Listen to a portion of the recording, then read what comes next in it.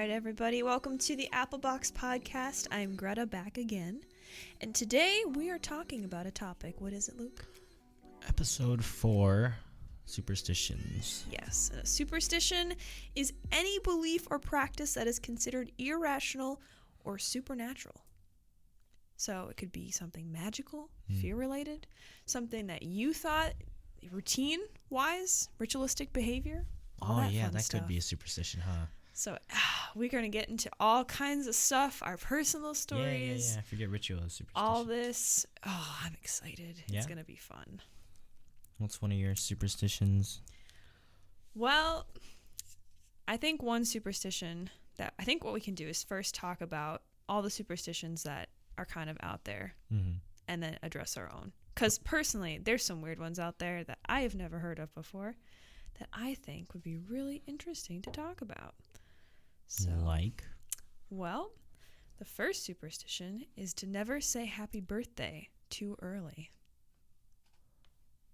So what's the reasoning behind that? The reasoning is that congratulating or celebrating someone on their birthday before the day brings bad luck. All right. But that's all there is. But that's what I'm saying, is all these superstitions. I've never heard of that one, but I can see the reasoning They're behind obscure. it. Yeah. You jinxing it or something. I've heard of this, the don't place two mirrors in opposite directions. That one's from Mexico. Oh, because you're going to see something? Well, no, it's like opening the doorway for the devil. Yeah. Because, like, the two doorways. You know what's funny? My mirrors are set up like that. in IC, like, it's set up like that because, like, they're made that way. So, like, the bathroom mirror, the sink mirror is there. And then, like, behind you is the one that I take pictures of my outfits in. So it's like, they put it there. I mean, So they're opening the door for the devil. I would have put it there too, but I don't know. Like, there's no space to put the mirror. Maybe between mine and Justin's beds, that might be a good place. So but you didn't put it there. I didn't put it there. I mean, I forgot to bring my mirror, but luckily there's a body mirror. But yeah.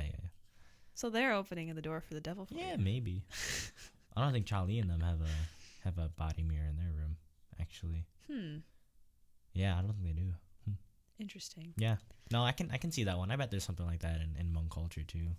Really? Yeah, I bet there's something like that. That's the thing, though, too, we can get to talking about later, but, like, I feel like a lot of cultures have very similar superstitions, but they're all around, evil spirits and things. But it's just interesting how they form in the first place. Yeah, you got to wonder, like, from a anthropologist type of standpoint, like, why do so many cultures have so many similar, like, superstitions and beliefs and stuff like that? Right, like, for instance, like, the number 4 in a lot of cultures is, like, a bad number. Like, in China, it's, like, a bad omen to have number 4. So, like, that's like, you're not supposed to have your chopsticks sticking straight up because it's, like, whatever. But I also think, again, it's just a rude gesture to have your chopsticks straight up versus on the side. So it's like, was that more of just them being like, yo, I think that's more respectful. Of a cultural thing, but like superstitions across cultures are the same, which is really interesting, especially if the cultures or the location of the cultures are really, like, far apart and they happen at the same time. Like, I wonder, like, what an anthropologist's view on that is, and, like, them trying to decipher why it's like that. That's interesting. Yeah. And in fact, the book that we just finished reading for one of my history classes talks a lot about superstition. Because the whole book is, it's by this guy named Stephen Bednarski, who, he's a terrible writer, but the court case is really interesting. Terrible writer. Read his book. Of course. Yeah, he added some fluff in there. Let's just put it that way. Some fluff. All right. Yeah, word jargon. Okay. But the court case itself is about this woman named Margarita from the 14th century provincial France. And she gets accused of witchcraft after her husband eats soup and dies. So there's this huge, case, and trial, yeah, she had epilepsy. So of course they thought that she was a witch and insane. Right. But she wasn't. So, yeah, I think superstition is quite interesting because it's been around for a while. Yeah. I'm trying to think of what else, because there are so many customs that I think about now. Like, the more I think about it, the more you realize, like, there's a lot of things we do are surrounded by that. I think like manners even. Yeah, I think a lot of stuff is like based in maybe pagan pagan practice, and then like manners like bless you. Right. Like if they sneeze, that's from like the which plague was it? Black Plague? The Black Plague, right? I think when they thought when people sneeze, like that was a sign that they're gonna die soon. So they say bless you. Yeah. Mm-hmm. And then like knocking on wood because like good spirits live in wood. Like that's a paganist like belief. Yeah. Which is interesting because like America is like a super religious. But see, Christian. That's a topic too, because like if you think about all of our major holidays, they've been hijacked by a lot of pagan superstitions and things, like the Easter Bunny. Yeah. Where the hell did the bunny come from? I don't know. Like that's not Jesus didn't write about no bunny. Yeah. Like I don't know. That's something else. Or Christmas isn't Christmas like really pagan? So, sort of like the origin of Santa Claus. Oh boy, we're going here.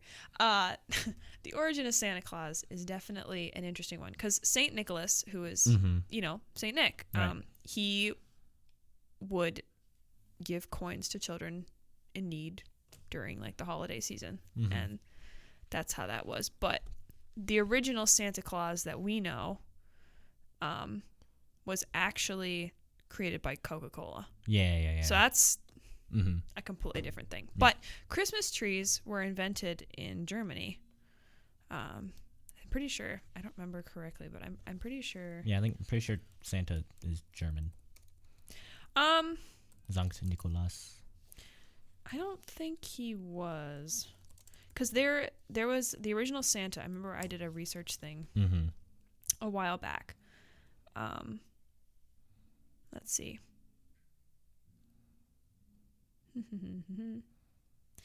There's a lot of St. Nicholases. He's a popular guy back in the day. Still is a popular guy. Right. Celebrate him every year. But no, I'm pretty sure. I was right. Turkey. Yeah. So that's what it was. Germanic or Slavic or something like that. Yeah. So that's where he came from. Mm-hmm.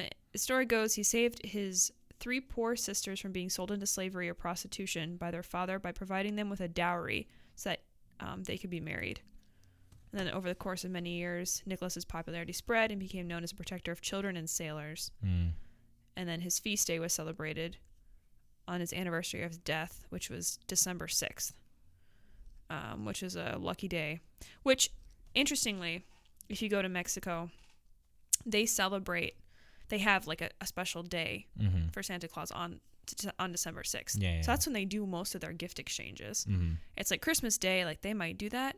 Like obviously we live in a modern society, it's not the same, but still I think that's kind of cool to have, a whole month of whole season of Christmas. Yeah, I think Germany does the same thing too. They do like Weihnachts festival, so it's like winter festival, and so like they do all that, and then like they leave their shoes out. They leave their shoes out, and then like they're supposed to put like candy. You're supposed to get like coal or candy in your shoes. Yeah. I remember when I was at back in the day at this one school I was at, we had we would get like golden raisins and glitter footprints that would like be on like, so it looked like Santa had walked in the room. Yeah. And we got like a little like clementine and like whatever, because we had the Saint, or was it Lucia, the Saint Lucia or whatever, with like the crown and everything. There was always a Lucia girl in the 8th grade, and that was like a huge deal. Yeah, no, that's cool. But yeah, even though like even Christmas has like superstition time on it, like don't be naughty. Well, what's the one, the evil Santa? Yeah. Krampus, yeah. That's Krampus. a whole other thing. I think that's a German thing too, or a Germanic thing. Like you aren't supposed to be naughty, or else he's gonna take you and discipline you. He's gonna put you in his sack and take you away. That's scary, man. So yeah, that's like scary. like don't be naughty or whatever. And then like there's superstition. Well, mistletoe. Oh yeah, mistletoe too. Yeah.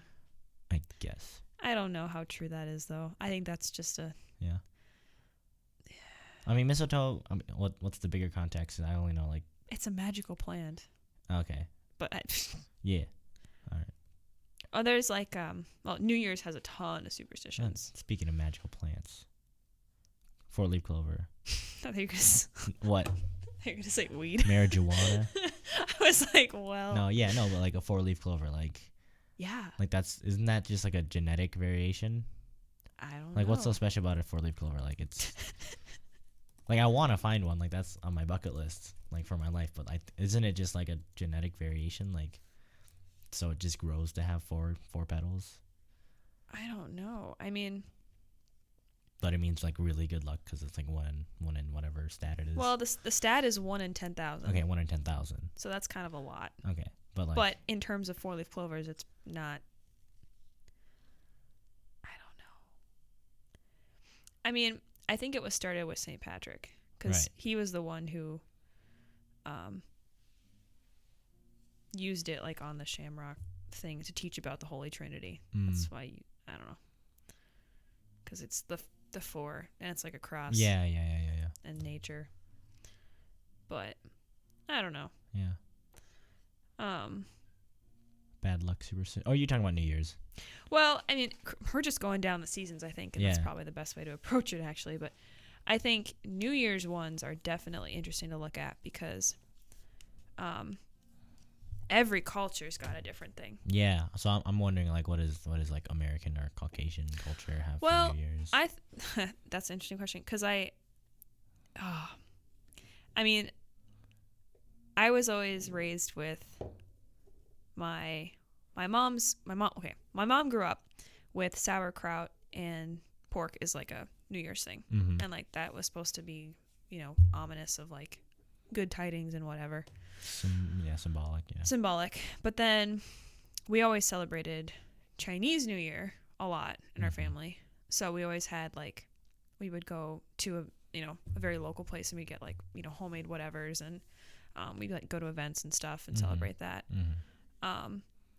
Our family, I don't know that it's like, but this is it. It's like traditions. It's not really about good luck. So I don't know. I mean, we used to have fish every New Year's. That was like a thing. I could see that.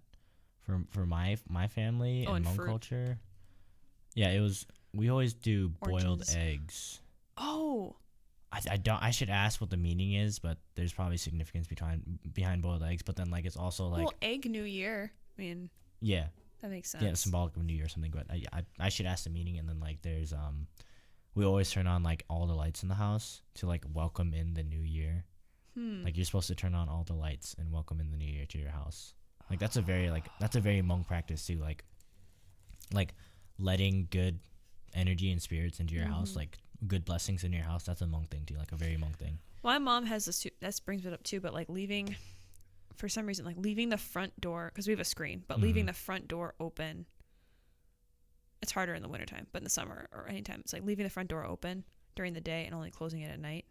She has like a thing about that because she's like. Does she think it's a bad luck thing or? Yeah, because like the spirits can like leave. It's like her whole. I don't know why, but we leave our door open. Sometimes because I don't know because it's hot or something. But like if it's a nice day, like my brother would just come home and like leave it open because like everyone's home. I don't know why he does that, but yeah, I can see that too. Like like just letting bad things in or something like that. Yeah. Yeah. Like things being trapped inside. Do you have any rituals for like if everyone leaves the house, like on a trip, like on a family trip? Do you guys do anything? Yeah. So funny story. Reference to last podcast. My mom and I and all of us, we were in the whole like, we did the whole Buddhism thing for a long time and whatnot. We had like a chime, so we always lit sage. That was like a big thing. Like we left the house, we'd sage the house. We had like a chime. We'd like go around the different rooms, ringing the different chime to like balance out the energy in the room. My mom was a huge fan of feng shui, because she did staging, so like everything was always like mise en scène. Like would walk into a room, she had literally like a chart. Yeah. And she'd go this way, that way, and whatever. What the? But it's weird though because even though it sounds ridiculous, it's actually the easiest way to coordinate where you should put things in your house. Because it's like if you look at it, it kind of makes sense. It's like, well, this is the quote unquote creative corner, so I'm going to put my desk there. Yeah, it's like flow of energy, right, or something like that. Yeah. And it makes sense. Marie Kondo. But it makes sense like in terms of organizing, rather than just being like, well, I don't know where to put my stuff. Yeah. And sometimes it just feels right, even like without looking at it, like, oh, this needs to change because it's like inconvenient setup. Right. Yeah. Yeah. For us, like when we like, I know when we leave the house on like a trip or something, and like no one's gonna be home for like 2 days or something. Like probably the last time we did it was for Florida this summer, and so it's like you're supposed to call like your grandparents to watch your house, like the ancestor spirit, like, oh, watch the house, like we're leaving, like watch over the house. So then I think my mom said like she told my dad to watch over the house, and so like yeah, that's a very common Hmong practice, like, you know, just call the ancestors to watch over the house and make sure nothing bad happens and all that stuff. Also, yeah, calling spirits too, like that's a thing for Hmong people. Like even though I'm Christian, like at funeral homes, like if you fall, if a young child falls at a funeral home, that is like symbolic of like their spirit is going to be left there and they're going to be sick once they leave. Oh my god. Because like part of your spirit, like either your spirit or part of your spirit's gone. Jeez. So like for Hmong people, like it's very like spiritual. Like if you're sick, it's something wrong with your spirit. So that's the shamanist view, right? So like if you're at a funeral home and a young child falls, like you're supposed to like not tell them to run around or else they'll fall, right? And then like before you leave, like if it's like a really young child and they're like, you know, they're all just running around having fun because they're oblivious to what's happening, right? You're supposed to like call the child's spirit to go home before you leave the funeral. Yeah, it's very like, it's kind of like ominous and kind of scary to think of, but then it's just like for like good health and good luck practices and stuff like that. Well, and I think too, like if you think about in a Christian setting and culture, right, like possession. Yeah. And I think that's a similar thing, just because in terms of like, I think there's two differences. There's possession, and then there's what's it called? It's blanking my name, but there's poltergeist. No, well, there's two terms. There's a difference. It's like possession and something else, but basically it's like the idea that possession is a complete takeover of the spirit, but most of the time it's not that extreme. It's like the lesser of the two, but it's that like things like that, like health, mental focus, you know, whatever. And I think in some ways it kind of makes sense, just because it's like, well, if something's wrong with you, right? Maybe you're not following the right path, which is what got you here. Like I kind of can understand that. Obviously, you know, it's still superstitious because I just don't think it's as literal as you can take it. Yeah. Did you ever do the wishing on dandelions as a kid? Yeah, I did. What's the root of that? I don't know what the root of that is. Okay. While you look that up, I'm going to keep talking about spiritual stuff, like in the Hmong culture. Because, like, there's also a superstition, like, if you get, like, really scared, like, in a unfamiliar place, like, the phrase is bong pli. So I think that translates to, like, again, like, your spirit, like, falls or whatever. And, like, you have to, like, call your spirit back and negotiate in the spirit world to get your spirit back to have good health again. Also, like when you're going far away, say like to a new place for like a fishing trip or a hunting trip, like there's a practice like before you enter the section of wood you're gonna enter, or like nature, like you're supposed to like tell the spirits that, hey, like I'm only coming to take what I need, and like or like, hey, I'm just taking my family out on a day trip or whatever, and then like say like I'm not gonna bother you or whatever, and I'm not gonna like trash the place or whatever, and you're supposed to like just let the spirits know, so then like nothing follows you back or like messes with you while you're there. So it's a whole like respect thing too. It's like, yeah, and like especially if you're going far away to a new place, like you're supposed to do that practice. And like some people like it's imperative that you have to say it out loud, like verbally say it, but for some people, like I know my buddy Chris, he's like, oh, I just think it, like I think it, and that's enough. Internal. But yeah, like you're supposed to let the spirits know or something. That's like a little prayer, basically. Yeah. And I think that's funny because in like the Native American tradition and culture, it's very similar. Like when you go out and in some ways, I think the Hmong people are kind of like the Native Americans of Asia, but like just the idea that you're walking into it, nature and basically thanking it and being like, listen, I'm not trying to destroy you. I'm just taking what I need. Which is mindful. Yeah. Really. Yeah, again, a little scary, but like mindful when it comes from a good place. Yeah. Is it dark out there for you? Does it look dark? Because we can see the reflection of our light. I don't know. On the mirror or on the window, right? On the what? Does the rest of Beck look dark to you? Look out. I can't tell if it looks dark or not. It does. I'm gonna turn this off real quick. Okay, it's normal. That's weird. It's because there's no light coming through the atrium. Oh. And there's usually light still, but like our studio's whack. It looks dark. But yeah, it changes every time we're coming. Any look on the daisy thing?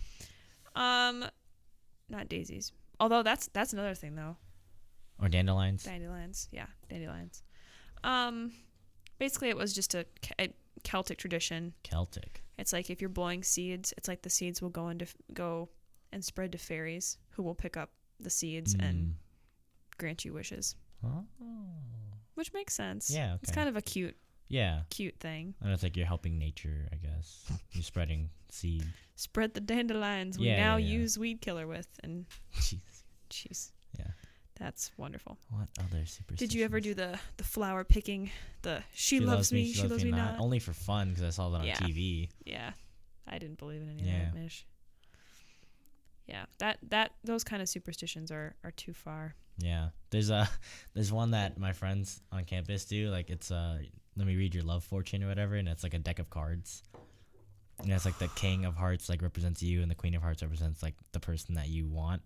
And it's like, oh, however many, like this means like she has your heart, but that means that, and then this card means like your heart is hard to get to, and her heart is like in another place, and then she has another person. So it's like, a whole love triangle. Yeah, it's like a whole like a love thing, like depending on how much cards you have and what cards you have in there, and they do that a lot just for fun. And I remember we did that last year, and I did it with one friend, and then like it was a perfect match. They started freaking out. And I was like, okay, that's hilarious. That's so funny. But yeah, it was like, yeah. What do you think about like future prediction stuff, like horoscopes or palm readings? Well, so I think I mentioned this, but in my astronomy class that I took back in high school, my astronomy teacher, he just completely flat out just debunked all the like, I'm a Scorpio, I'm a Libra, like, because he's like, at the time that those were made and things like that, the stars have completely moved since then. Like the alignment is not even similar, which is insane. But also they're just so general and vague. Yeah, no, I just think it's hilarious. It's fun to read. It's hilarious. They never say anything negative. No. And there's a bit that I want to write, like if horoscopes like talk shit about the other side. Yeah, it's like you will struggle with stress this year. Yeah, no shit. Everyone struggles with stress. Very general. I mean, come on. Yeah. What about like palm readings or like palm reading or like that ish kind of like scares your future prediction or something like that? Because it's like the self-fulfilling prophecy, right? That's why I choose not, because it just scares me. Like it's like someone looks at your hand and they're like, okay. You have a very deep heart line. You love a lot of people. Oh, your lifeline's short. You're going to have a shorter life, but make the most of it. Right. It's like, okay, do I want to live that out? Oh, let's see. How many children am I going to have? Looks like you're going to have 2 kids. Right. Like, yeah, it's a whole Is it you being like, "Oh, yes, this is happening," or are you just unconsequentially going after your life? Yeah, it's like making it happen. Whole desperation thing, and people are we want to believe money in off something. of that. Yeah. Because we're uncertain about everything. Right. Yeah. There's a thing in Hmong culture about that too. Like if you go get your like fortune read or something, or your palms read, like that's fucking bad luck. Like you're not supposed to do that, and like your life is gonna go in bad directions if you do that, I think. Yeah. Yeah. Well, and that's just stuff too. It's like,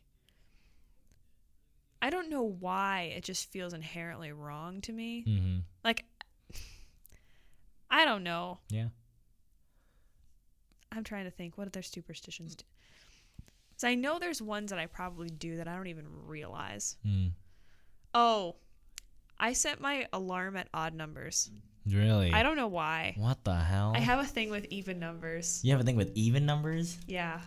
Why is that sound coming through? Sorry, I want to say something, but I guess. Go on.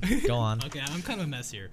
All right, He's you got a guys guitar in his hand. No, go on. Oh, I was just saying, for some reason, I don't step on the cracks on the sidewalk. Oh, okay. I don't know why. Step on the crack, break your mother's back. Something like that. Probably, It's just like, I don't know. I feel like my soul does not get the even amount of pressure if I step on the crack, you know what I mean? That's hilarious. You think you're gonna fall through, man? No, not that way. It's just like, like acupuncture stuff, like your foot is just like not even. I don't know. It's me and I like being even. Yeah. Gotta break even. Odd numbers on alarms. I've never heard that one. Yeah, that one's interesting. I've never heard some that settings one they before. don't even allow you to set at an odd number. Unless it's like 5. Oh, I mean, I use like my phone Yeah. for setting alarm, but like I like Only odd numbers. yeah, Holy like shit. Usually people like even numbers. like 8:15 or 8:17.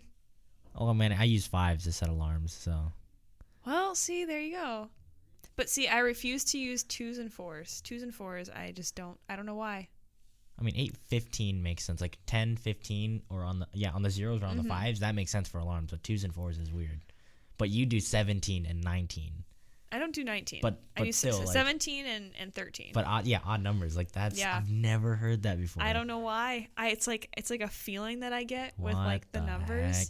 Like 8s, 7s, and 8s are really good. 6s I don't really know about, but That's weird. yeah, That's weird. I've never heard that before. I don't understand why, but it's a thing. Wow. I have a thing with odd numbers. Yeah. That's a very personal one. I guess one personal one for me is like every time before I step onto the field for a game, like if I'm playing soccer, like I just cross my heart real quick. And like, yeah, okay. Cross my heart, take some grass, put it down the shirt. That's like a typical soccer guy's ritual. Solid. What are some other ones I do? I don't think I do any weird ones. Not that I know of. No. The one that I do, which I probably don't really talk to anyone about, so get ready for it. Here's a scoop. Before I perform, if like music and things. Yeah, I was gonna say like before you play or practice, like what do you do? So usually I have like a self-fulfilling prophecy thing where I'm like, if I think, therefore I am, and I'd be like, yo, I'm gonna rock this. Yeah. Then I usually do. But the one thing I usually say to myself very firmly before anything extreme, I'm like, don't fuck this up. That's always in the back of my mind the entire time. It's just like, I'll like practice, rehearse, and I look in the mirror and I just take a big breath and I'm like, don't fuck this up. Nice. And then I go out and I rock it. And that's just, I think, a confidence thing. That's not even a superstition. It's like a psychology thing. That's just a confidence thing. No, especially for lip sync, like this weekend, like I was just like, we're just gonna go, like especially being like in the middle of the pack, right? Like, more towards the end, to be honest. Like we're like, oh, there's a lot of good performances, like we just need energy or whatever. And I was like, you know what? We're just gonna go up there and have fun, and we're just not gonna think about it, because like I don't even, like especially last year, I don't remember the experience that I had on stage. I was just smiling and having fun the whole time while doing it. So it's like I just remember a bright light and then a bunch of faces, but I don't remember doing the routine at all. Like, it was just so fun. And then like this year, I think it stuck with me more because I choreographed it. But then like it was just like, it was good. We're just gonna go up there and have fun, and then got second place. Yeah, and then the judges said that too. They're like, you guys definitely just looked like you were focused on having fun, like, and so that was good. But yeah, it's just like, oh, this is gonna be okay. Like, why do I need to worry about it? Right. I'm just gonna go up there and have fun. As long as you have fun and you try, then no one can be mad. I guess for me, like piano concerts, it's like, I don't know. I guess I just don't have fun. Yeah. It's because like whenever I think about like where my fingers should go, I'd like always mess up and stuff like that. So it's to a point where I don't even like touch a piano like Daniel, the day before. I have to ask you this as a musician, fellow musician. Musician. Do you ever, when you're like legitimately just practicing without a lot of pressure, and you're playing a piece, does your mind wander?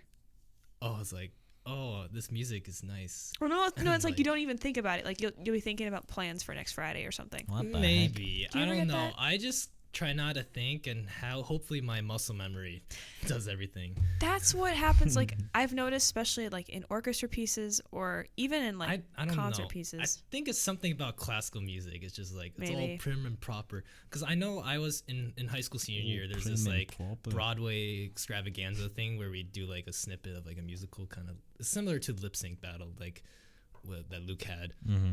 And I honestly like it was kind of like a complicated routine and like choreography and everything. Mm-hmm. But I had more fun, and maybe because I was moving and not sitting on a bench. Right.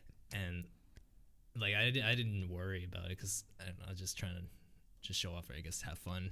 Versus I don't know why like classical music is just I like have to play perfect, and even though every single concert you hear there's always some mistake, even the professionals. Right. So I don't know. I just can't get over that. It's to a point where it's like I don't really like doing classical performances anymore. Well, and see, that's the thing that I've noticed too. I think piano players have a lot of pressure to get everything perfect because the notes are there for them. Mm-hmm. Yeah. And it's like there's no excuse. And I'm saying, and you know what I mean? Like there's quote unquote no excuse. I mean, you could say that for a choreography that's all planned out for them too. Right. But like I'm just saying like for like a string instrument, for example. Okay. Like when there's no frets. Like there's a little bit more give for like intonation and things. Guess. But at the same time, like there somehow is perfection. No, there's perfection in imperfection, because if it's too Right. much perfection, it's robotic. Yep. And that's where, especially in digital music, where I produce music, Mm-hmm. if you guys don't know, it's like this is an issue, I guess, like in terms of like making it Child Zoo, go check 'em out. more realistic sounding. It's not just like super pitched and everything. That's where you get the robotic auto-tune stuff. It's just solid on one pitch. So I think there's also like, which is why lo-fi music is also popular, because it's embracing the low fidelity. It's like jazz music embracing popular too. embracing like the insecurities or like the mistakes. Mhm. Like usually lo-fi does not really have a set BPM or anything. Right. It's just they record some sax or whatever. And if it sounds like, if it sounds and good, then it he's like, sounds good. put a beat on it. Yeah, low and then just, fidelity, low quality. Do a little Ableton push kind of box. That's like jazz too. Yeah. Like a lot of the jazz vocalists don't have perfect intonation. Yeah. And a lot of times there's, they're not on time all the time, but it sounds cool. Yeah, and jazz is heavy improvisation. Right. Too. It's like swing too. It's, Yeah, exactly like that's swing. why I actually. like swing a lot more. So Yeah, swing is fun. That's ballet versus swing. That's honestly the equivalent. I don't know. I haven't tried ballet, so I wouldn't. Oh, it's It's probably like classical music too, Ballet. not classical yeah. music. It's like Prim. it's like proper. you have like there's this correct form and this classical music that has perfection. Therefore, you must match the music, and the music is perfect. You know what I mean? So Yeah. like you have to be like everything is Right. perfection, which is frustrating. But- Honestly, if I ever do like concerts in like the future, I think it'd be more fun because like, I get to share whatever I wrote, Yeah. and then usually the fans will probably be like, they'll love you no matter how bad you sing, like in some other instances like that Justin Bieber one where it's like, that one? Yeah, the one that you showed me a week ago. About a week ago. All right. Yeah, okay. Well, But I'm cool. out. Cool Snibar. Back to Back superstitions. to reality. So this one I found and is kind of shook me because I've never actually thought about this before. Why we put birthday candles on our cakes. Holy shit. Is that tied in paganism too? Yep. Oh, okay, I figured. Greeks. Greeks. Okay. So apparently, Carry on. putting candles on a birthday cake would look like the moon and honor the moon goddess Artemis. Cool. So we light candles. So that's tied in mythology. Greek mythology. Yeah. Wow. That's why cakes are round. But what if they're square though? My life is a lie. What if they're square? Candles give off round lighting. Oh, Yeah. I don't know. No. I mean, Yeah, I don't know. could a square cake be a bad omen? I probably not, but more cake, more cake for people. So I guess. yeah. Um. There's one weird one I can think of from Hmong culture. Another weird one. Pointing at the moon. Oh. Oh. Apparently, if you point at the moon, you're like whatever hand you point at it with, if so the consequence is you're gonna get a cut behind that ear on the side you pointed with. So if I pointed with my right hand, there would be a cut, or like my ear would be irritated on that side, right? Dude. So like what you're supposed to do is like lick the finger that you pointed with, and then like rub it behind your ear, so like nothing happens. I don't know why. I forgot the reasoning or the explanation, but like I know the consequences. You're gonna get a cut behind your ear because of it. It's weird, and I got super scared of. I remember there's one experience. We're driving home from St. Paul or from somewhere, maybe from Coon Rapids, but we're passing through St. Paul, and I was a young kid, and like my brothers like to pick on me because I'm the youngest brother, so like I was fucking small, and then like I pointed at the moon, and they're like, "Ooh, your ear's gonna get cut," and I was like, "Oh no!" Like I got super scared, and like. They're like, "Oh nope, you're gonna get your ear cut tonight. Like watch tomorrow, your ear's gonna be messed up." And I was like, "No!" Like I was crying, and my mom was like, "Stop it! You guys are picking on him." Oh, another one for nighttime. You're not supposed to whistle at night. I've heard about that. Yeah. What do you know about that? I don't what have you heard? believe in it. What have you heard? Well, just that it's like you're calling. Yeah, you're attracting spirits. Yeah. Yeah. Okay. Which is funny because I love to whistle at night. Yeah. So. No, but it's like singing and whistling at night in Hmong is like, in the Hmong cultures I learned this recently too. Now I learn like extra context to it. It's like spirits see it as a talent to steal. Like if you sing at night, like they see the talent and you're singing and they want to steal it, or you're whistling, and all that stuff. Yeah. Jeez. And if you're sad at night and alone, then it's like possession in general. Like they see you, like you're vulnerable and weak. Also, you're not supposed to play hide and seek at night outside, or else you're gonna gain another player. That. Yeah, you're gonna gain another player. That shit's scary. That scares me. Yeah. There was another one. Oh, don't go anywhere. I think I told you this one, maybe. But if you go to a new place or like a far off place in odd numbers, then like something's gonna follow you back. I've heard that. You. Yeah. Which doesn't make any sense to me. That's a Hmong thing. Because odd numbers, I like being in odd numbers. Yeah. I don't like even numbers are fine, but I don't know. I feel like it gets groupy that way. No, there's stories though, like oh they went to a lake or they went to a waterfall, and then like there was 3 guys, and then suddenly one girl was there and they were talking to her, and then she talked to one guy and she got like attached, and then like she would come see him when he slept or whatever, and like that shit's fucking scary. Like Mongol stories, bro. Like, yeesh. Creepy. And especially for me, because I'm a fisherman, and we go like every time we go, I go to a new spot, so it's like, But yeah. Like black cats. Black cats. I mean, bad luck, but I don't know the story behind it. Well, it's just that after 7 years, they turn into witches. Oh.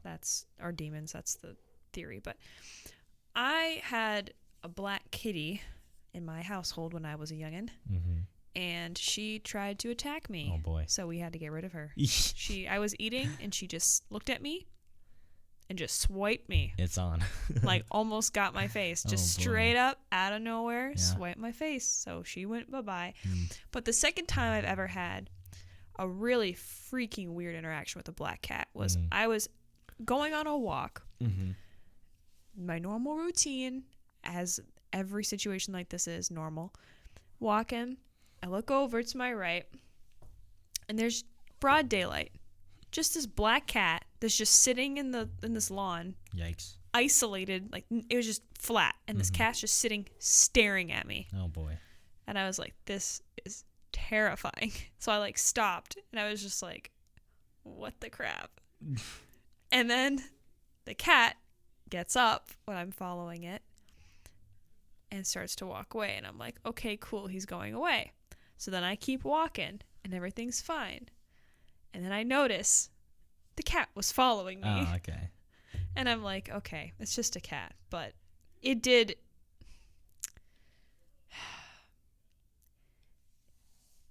make me a little scared.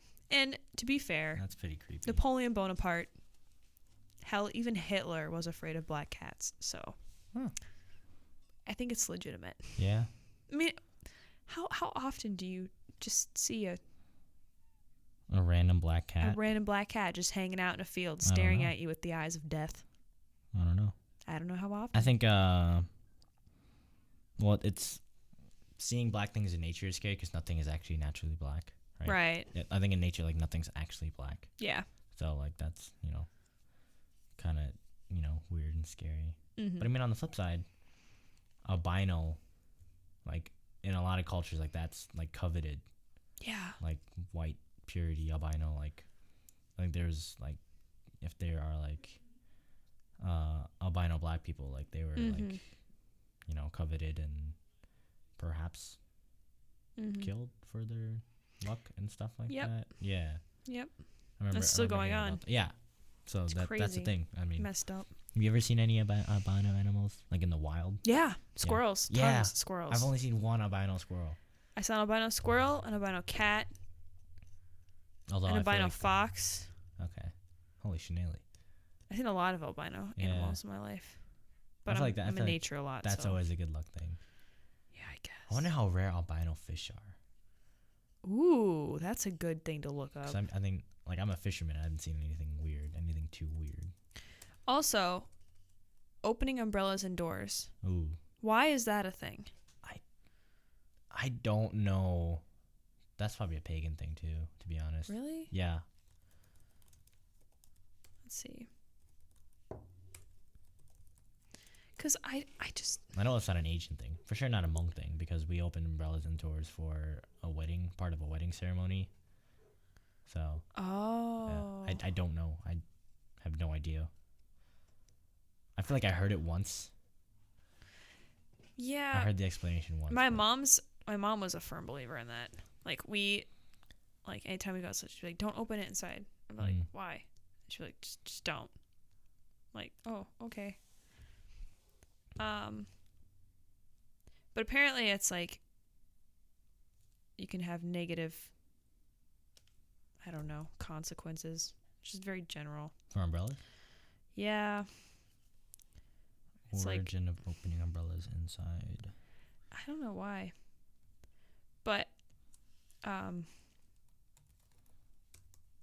because that's a more urban legend, and we can get into that too.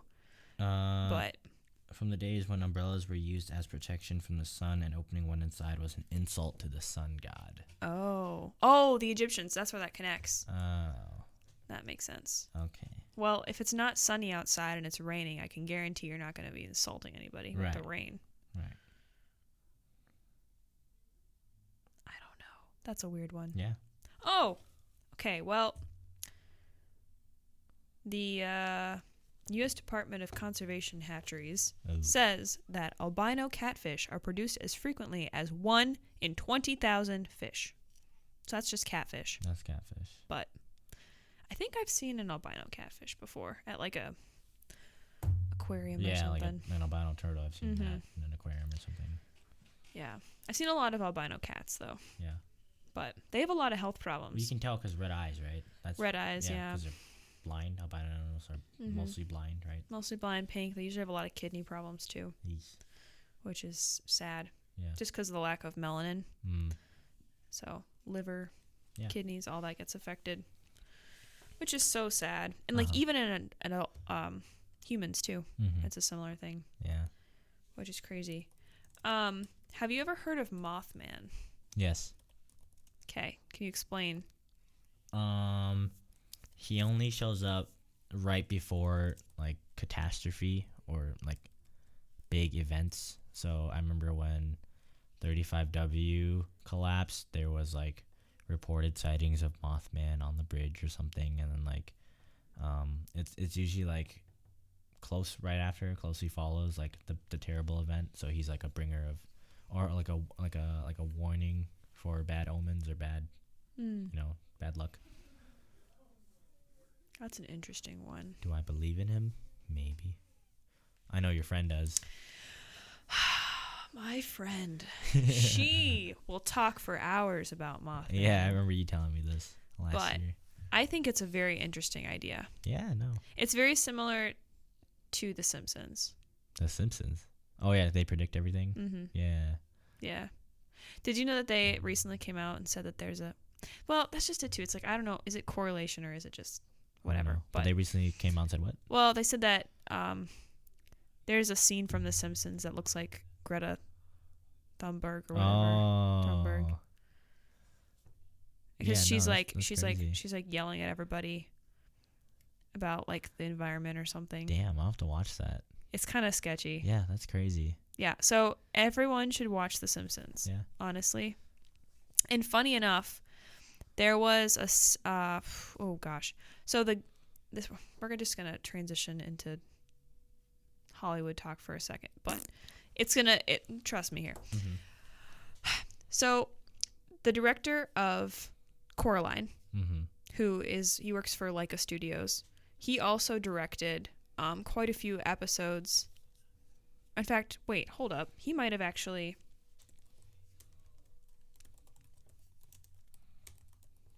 Hold up, because Henry Selick, that's his name. Duh. But he worked on, like, James and the Giant Peach and all that kind of stuff. Mm-hmm. But he did work for The Simpsons. He did like a whole episode series with them for whatever. But he is such an interesting guy because he always, like, all of his work has layers involved and everything, and there's a lot about, superstitious things involved in a lot of those movies. Like The Nightmare Before Christmas, for example. It's also directed by him. Yeah. Not by Tim Burton. Major misconception. Eesh. But like his first film, like all of his films in this are like, they're all connected, which is kind of creepy. But are then they? Yeah. Because it's the Leica universe.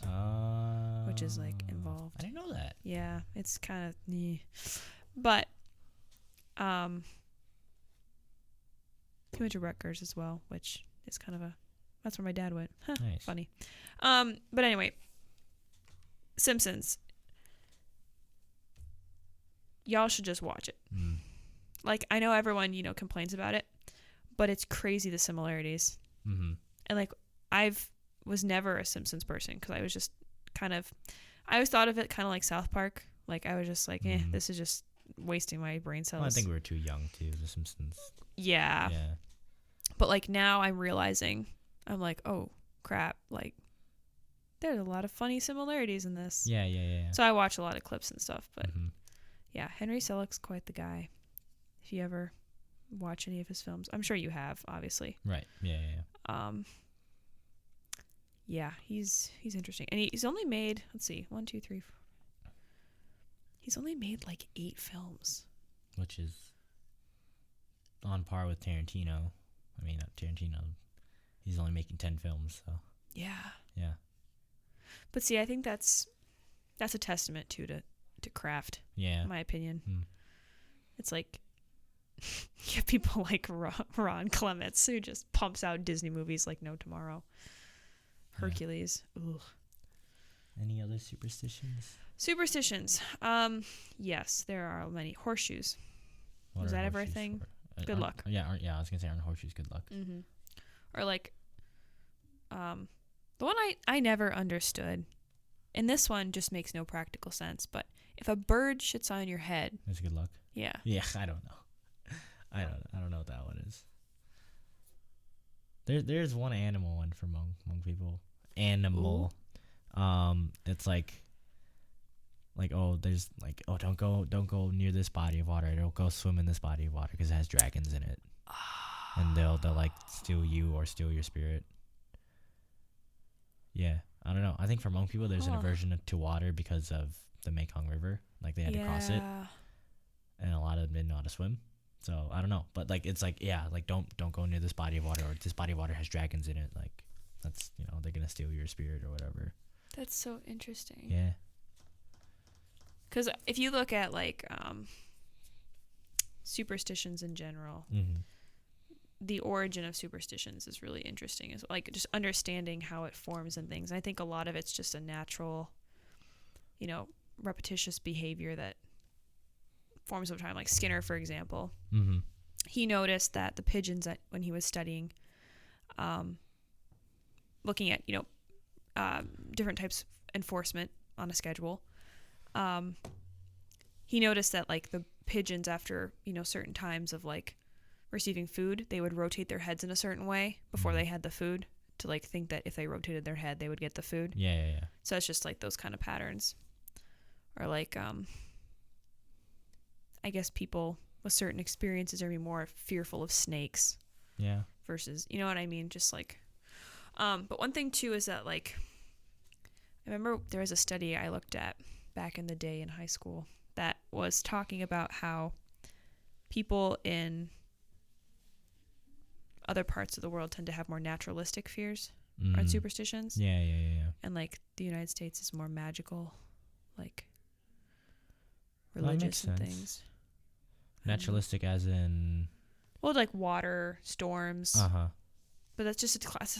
That goes into fears, and that's a whole other topic. But Yeah. that's just, that we're going to skip over that. Uh-huh. There's people looking at us through the window. That's great. Right. They can listen. They can join it. Yeah. Applebox podcast. But anyway. Yeah, no, magical superstition. Magical things, magical superstitions. Owls. Is that their spirits, or they can see spirits, or what is that one? Well, just that they're like Wise watchers. Yeah, they're just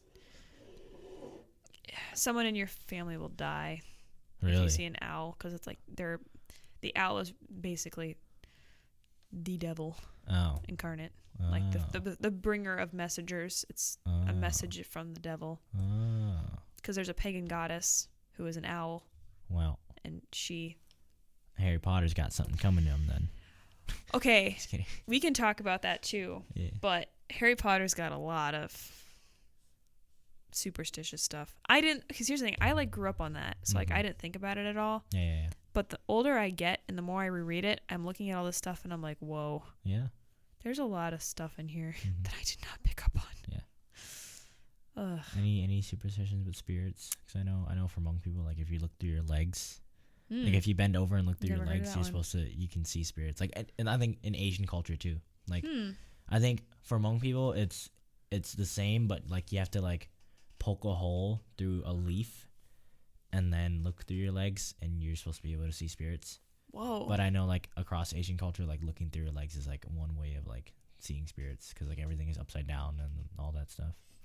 I know that when you take a photo and there's spirit spots, Oh yeah. that's a whole other thing. Yeah. But like the two poles that like counterbalance, and you can see them moving in the room, dictates like the energy. Yeah. Charlie, are you here? Do you remember that? Mm-hmm. Yeah. Well, that thing's that was BS. that was that but thing though, but like it's related. But Yeah.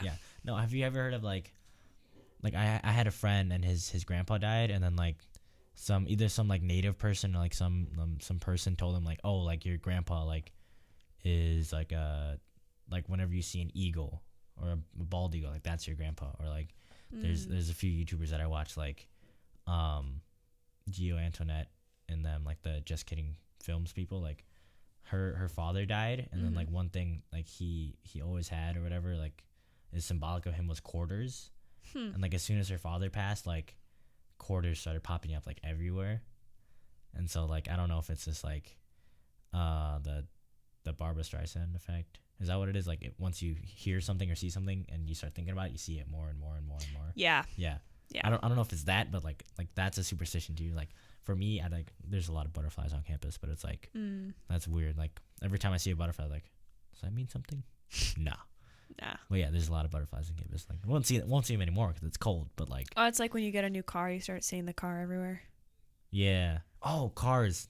There's a thing with cars too. You're supposed to have like lucky like charms or like rocks with you that are like blessed in the Hmong culture, and then like you're supposed to leave it in your car, or like take it with you in your backpack everywhere you go or something like that. Like I know I don't have that, but my mom has it for I think most of the cars. And if you ask Hmong people, it'd be like, hey, like what's your charm, or like do you have any like special charms or like blessed rocks or something? And it's usually like in in like a sack, and it's might be like velvet or like cashmere, and then like it's tied, and like they take it with them everywhere. Or like you can have like a monk knife, and that's supposed to like help defend against bad spirits, I think, too. Whoa. And then like That's next level. yeah, and then like if you see monk people a lot, if they're shaman, you see like pieces of string or cloth tied around their wrists or ankles, and that's like blessings too. Huh. Yeah. You'll start to notice these things now. Well, I think you told me about the string thing. Yeah. With like at funerals that they have the. Sometimes funerals, weddings. It's a big blessing thing. So like if you're going far away for something, they will bless you like that. They'll tie like good luck strings on you and whatever. That's like breaking a plate, or even rice and. Yeah, in weddings. Weddings. Yeah. Yeah. That's interesting. Yep. Yeah, the other one too. You can talk about this, but left-handedness. Left-handedness. Good luck? As no, bad thing. That's a bad luck. thing. Yeah. Yeah, I as a left-handed person, I'm very familiar with this. But it's I actually heard something about that today too. But oh, keep you going. did? Yeah. No, say it first. No, she was in my group. I think she's a first year in my group today for one of our in class like group work prop stuff, and like I think the other girl asked her like, are you left-handed or right-handed? And she's like, well, I'm left-handed, but I write with my right hand because my school taught me to write with my right hand when I was young. And I was like, that's some next level Catholic shit. Well, no, because not even that. Like my, they tried to do that with me. Well, it didn't work because I couldn't. It like messed me up. Like I would start writing, and I just got legitimately confused. Like today, for example. Yeah. I discovered at work because I was eating with my right hand because I'm. Okay, it's weird. When I eat, like, pick up foods, I usually use my right hand. But when I, like, use a fork and a knife, I use my left hand. So it's weird. Finger foods is your right hand. Yeah. Okay. But, like, I realized I can use a keyboard mouse with my left hand. That's weird. Which is so weird. That's pretty weird. Yeah.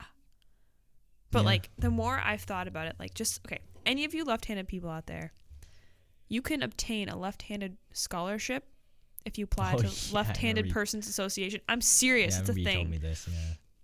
Yeah, I'm not kidding. But if you think about it, like, because there's all these superstitions about how, you know, left-handedness is associated with the devil, and left-handed people were legitimately killed. Yeah.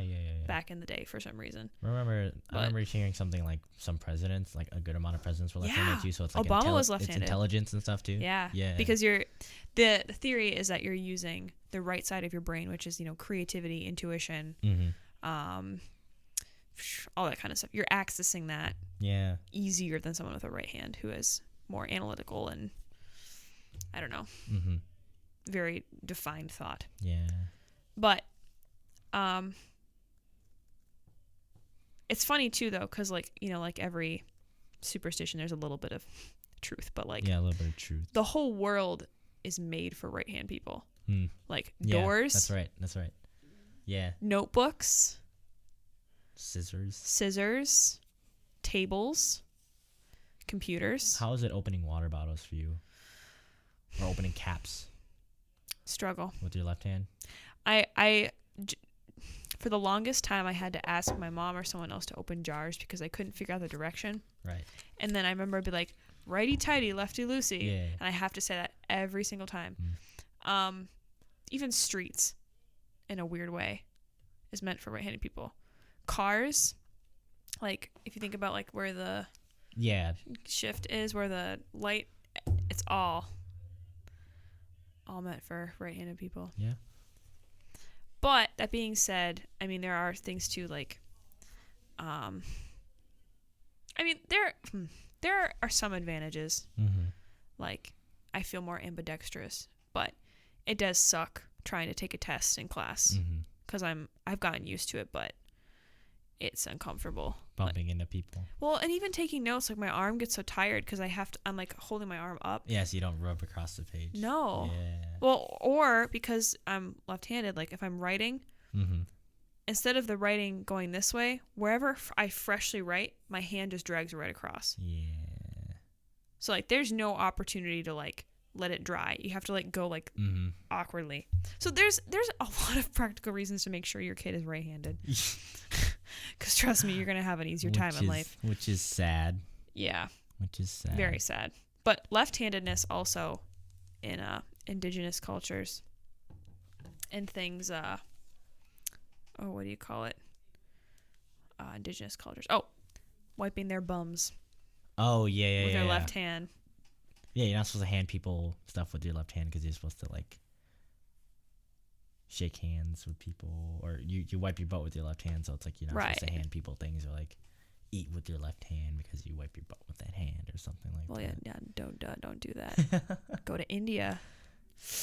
Yikes. Yikes. Yikes. Yikes. Big yikes. Ooh, India. India. What a time. Yeah. Yeah. I don't know. Do you believe in any... Well, we already talked about that. Do you feel any differently about superstitions? I mean... I guess I didn't realize how many there were. Yeah. Because in preparation for this, I was like, well, I'll just look up a few. And I was like, oh, okay. Yeah, and then it just comes back. But now, the more I think about it, the people I talked to today, I'm like, holy crap. Yeah. There's a lot of superstitions. Yeah, it just affects your everyday life. And it's like every culture. Yeah. I don't know. I mean... It's crazy.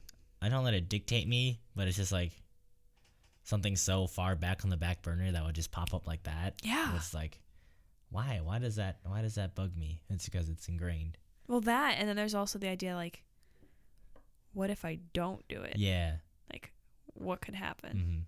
Mm-hmm. And then maybe it's like a self-fulfilling prophecy too. Like, if I don't do it, if I don't follow it, then like something's bound to happen, and then like, oh, you get in that mindset, and it's like a negative feedback, and like it's, yeah. That's crazy-ish. Yeah. So what is your apple of the day then on superstitions? My apple of the day is, we all have things we do, weird tics that we have, which I think are kind of superstitions, but don't let it get you down. Yeah. Just live your life, do you. As long as your superstitions don't get in the way of you enjoying life and make you not good mentally, go get help. Yeah. Also, yeah, that's a big thing. Go and get help if this is too overwhelming, because you probably have OCD. Yeah. But, that being said, enjoy life. Yeah. So long as it doesn't, dictate you or scare you from enjoying life or taking risks and seeing new things, and like... Light your birthday candles. Yeah, that's fine. Like, eat your cake. Yep. Eat your cake, light your birthday candles. So, like, just don't... It can be there, and if it helps you be a better person, then that's good. And if it keeps you mindful, then that's good. And it keeps you on your toes. But don't let it scare you from not doing things. Nah. Then you have a problem. Yeah. Yeah. Thanks for listening. Enjoy. Episode 4 of the Applebox Podcast. Share all that kind of stuff and enjoy. Superstitions.